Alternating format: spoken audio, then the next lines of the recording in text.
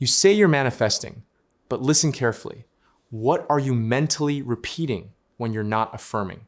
Because that is your real manifestation. Most people think manifestation is about doing more. More affirmations, more visualizing, more techniques, more repetition.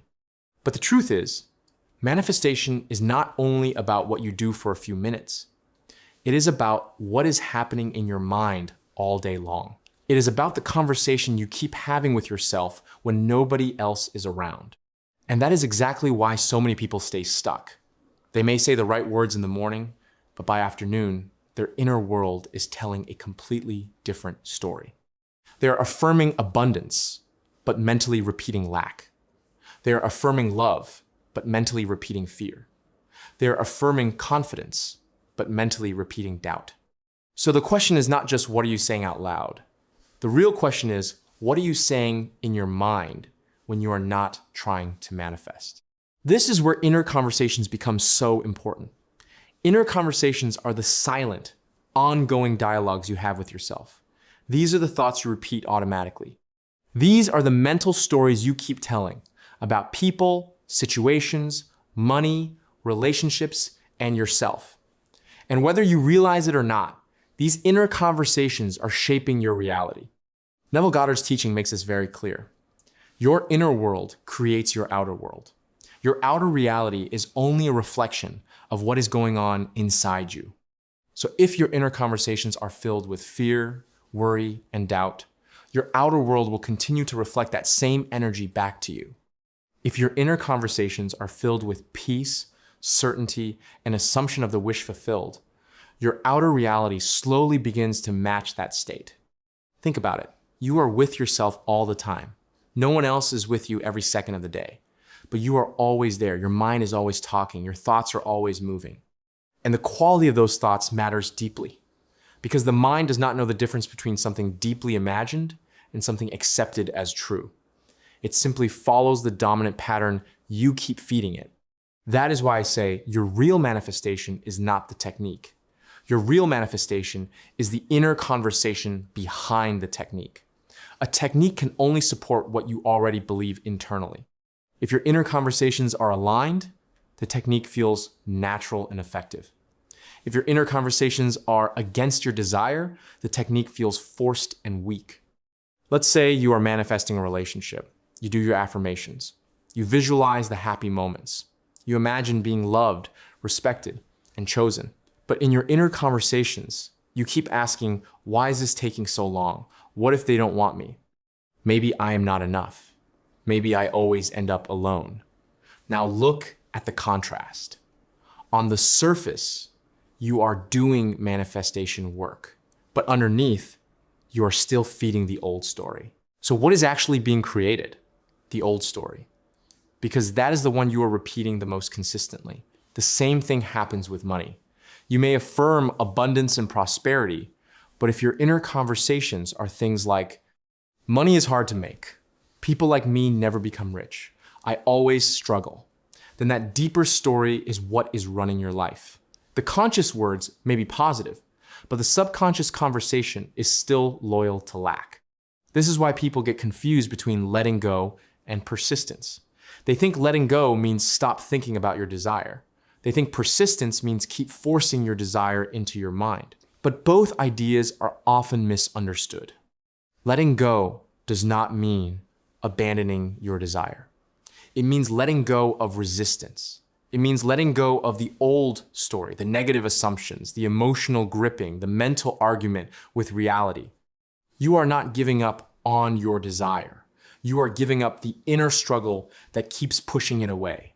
Persistence also does not mean obsession. It does not mean checking the 3D every 5 minutes. It does not mean repeating affirmations from desperation. Real persistence is calmly returning to the new story again and again. It is gently bringing your mind back to the version of reality you choose to accept. So these two are not enemies. They actually work together. You let go of the old story and you persist in the new one. You stop feeding the conversations that contradict your desire, and you keep returning to the conversations that support it. That is the real key. Because the mind is always in conversation with something. If you are not consciously choosing the conversation, then the old one will keep running automatically. And that old conversation is usually based on past pain, old experiences, fear, and assumptions. It is not your truth. It is just a pattern. And once you understand that, you realize you do not need to fight your mind. You need to train it. You need to become aware of what you are repeating. You need to notice the moments where you slip back into the old story, and then you gently choose again. That is how transformation begins. Not in one big dramatic moment, but in small, repeated shifts. The moment you catch yourself thinking it is not happening, you can change it to it is unfolding. The moment you think I am always ignored, you can change it to I am deeply valued. The moment you think this always goes wrong, you can change it to things are working in my favor. At first, this may feel artificial.